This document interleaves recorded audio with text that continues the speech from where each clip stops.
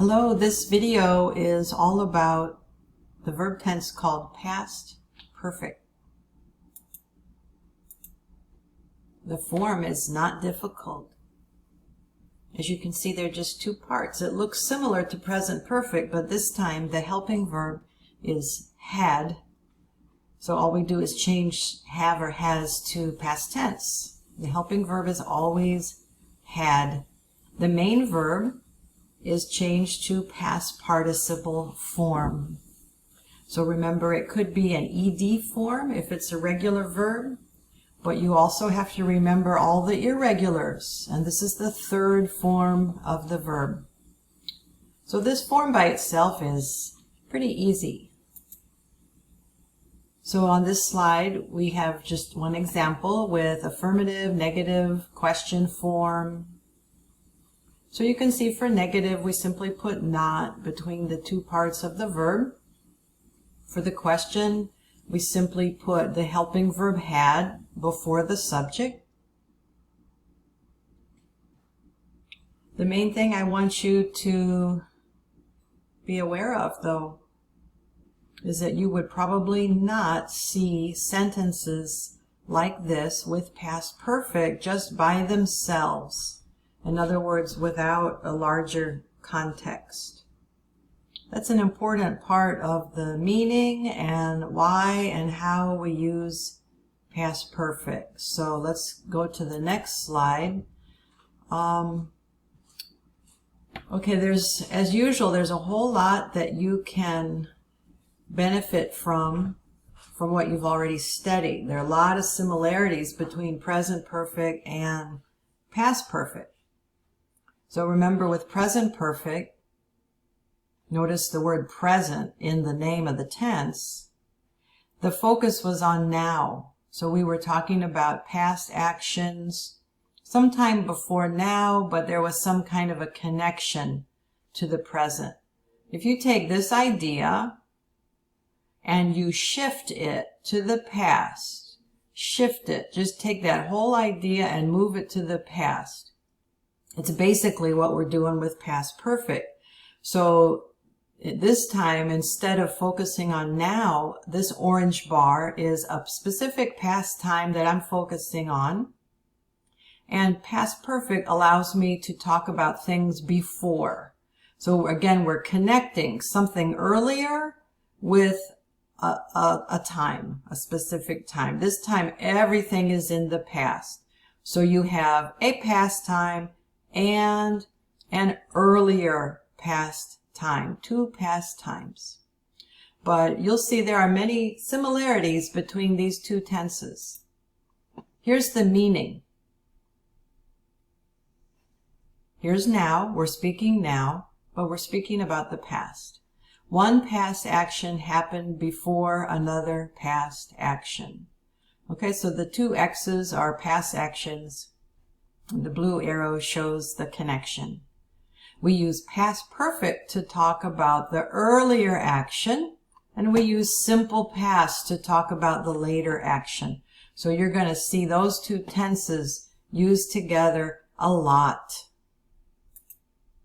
Here's the same diagram, and I just changed it with a little nothing sentence here. Something had happened. That's past perfect. Something happened. Those are two different actions. And to show which one happened first, we're going to use past perfect for the first action, the earlier one.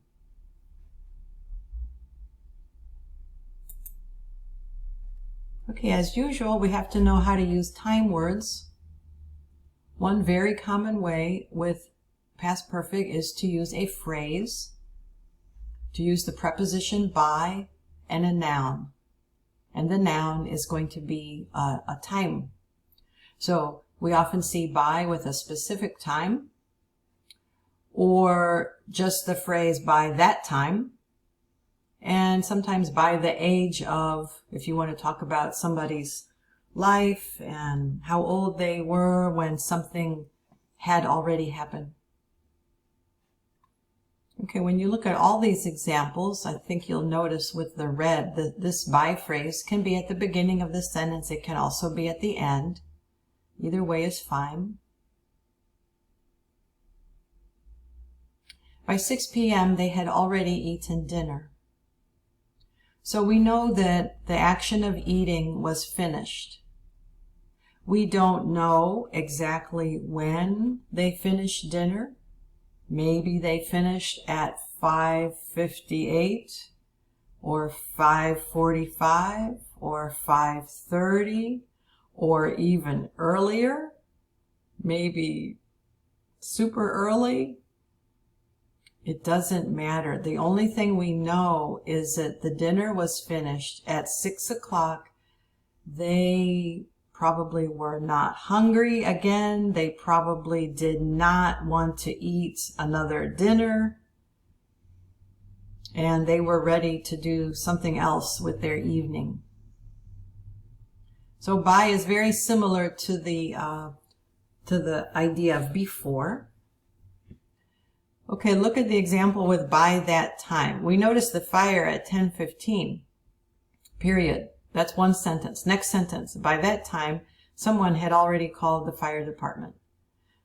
Okay, so you might see this in different sentences. In order to understand what this means by that time, you have to have the other sentence before it to know that that means by 10:15. Okay, so using by. We also use before with a specific time. That could also be a phrase. Before last year, I had never heard of the coronavirus.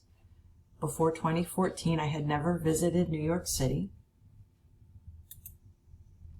And of course, as usual, we can also make time clauses. It gets a little bit more complicated here. Remember what we said before, you're going to see simple past together a lot with past perfect. So this slide shows you by the time or before. Those are the subordinators. The subordinator is the first word in the time clause. And we're going to use by the time with simple past. That's the second action. And we're going to use past perfect for the main clause.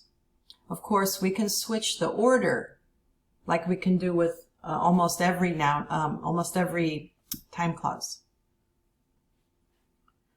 So these are the same. By the time I arrived, the class had begun. The class had begun by the time I arrived. So simple past is the later past action, and past perfect is the earlier past action. Before I came to the U.S., I had studied English for several years. Or switch the order of the clauses. I had studied English for several years before I came to the U.S. So had studied, that's talking about earlier.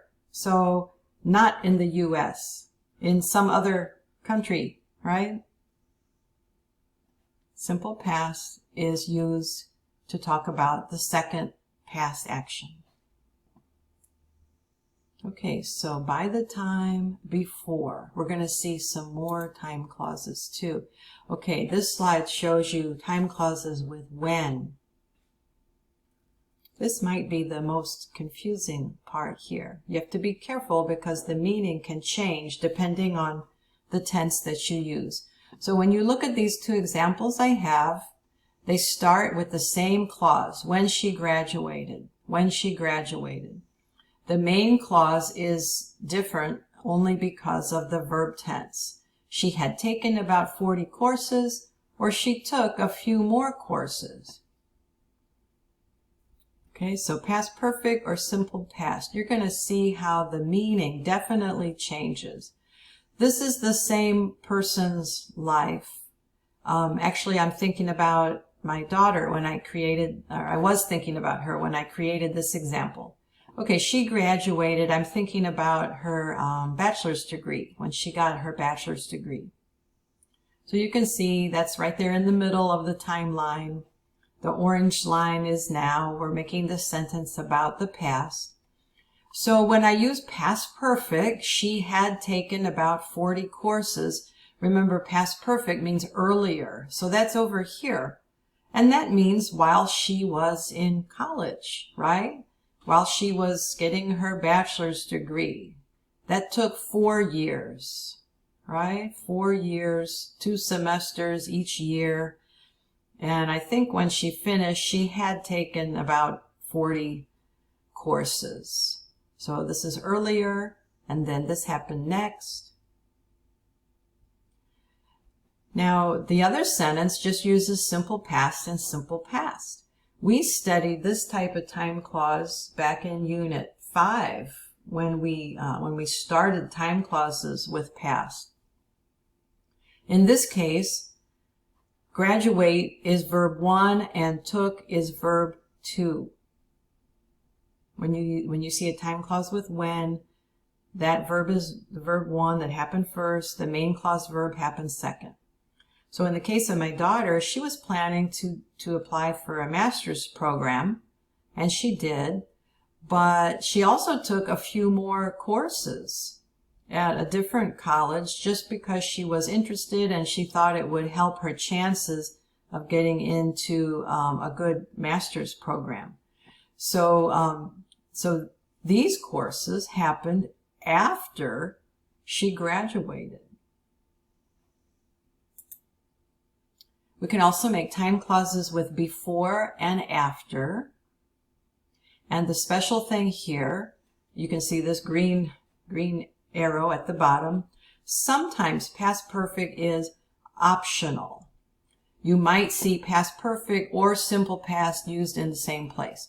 So I have 2 examples with after. And the idea is that both of these are correct. They both communicate the same thing.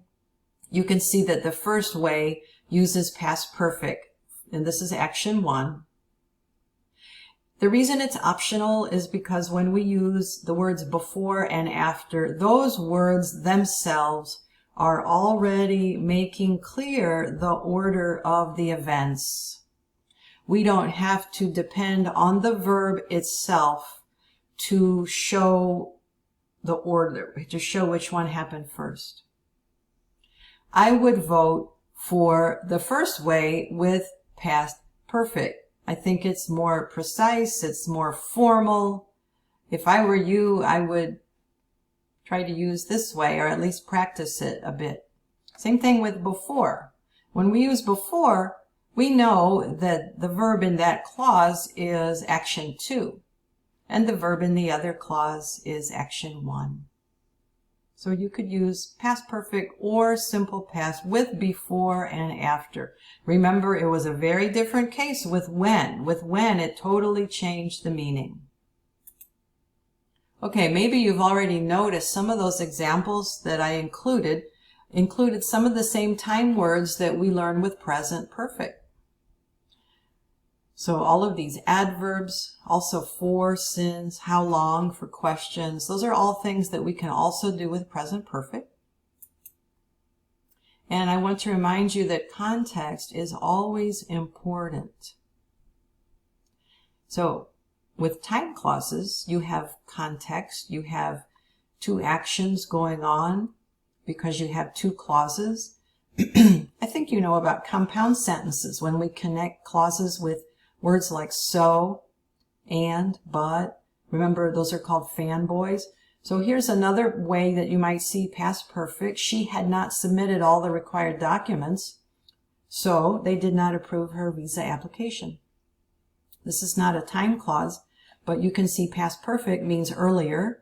You can see simple past is the later past verb, and there is a connection between those 2 events. Also with dependent clauses, here's one with because. He made several mistakes on the test because he had not read the directions carefully. Had not read, that was the earlier action.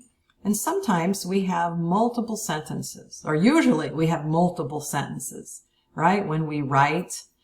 One day I found myself completely lost in my own neighborhood. Maybe that's the beginning of a story. This had never happened to me before, earlier. So we always have to take into consideration our context. That is the end, just in the nick of time. Practice your own examples.